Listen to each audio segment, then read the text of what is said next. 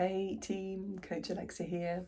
So we're progressing a little bit further into the new year now, and I wanted to talk again about goals, kind of a different aspect to what I was talking about last week.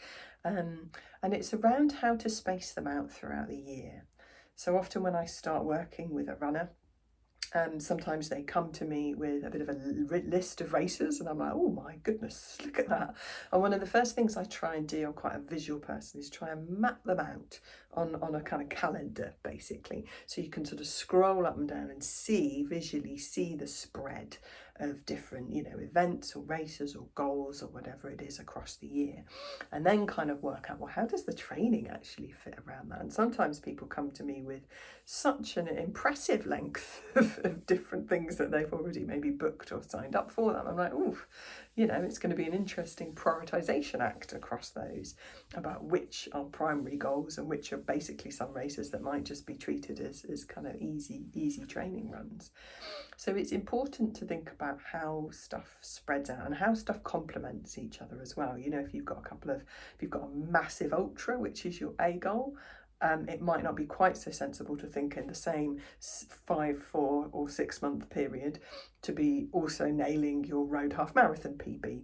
The training for both of them, whilst there's a small amount of overlap, is less overlap in terms of the training and the focus area that you'll be doing.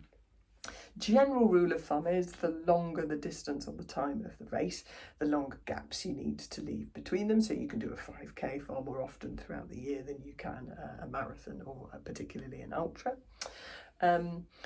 But yeah, thinking about that spacing, we don't get faster when we're racing necessarily. That's kind of the icing on the cake. We do all the groundwork for improving our fitness when we're training in order to have that good performance in an event.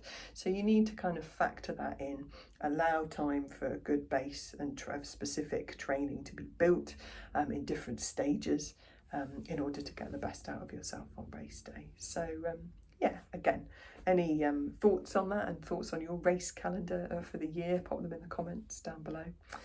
Be interesting to see what you're up to. Happy running.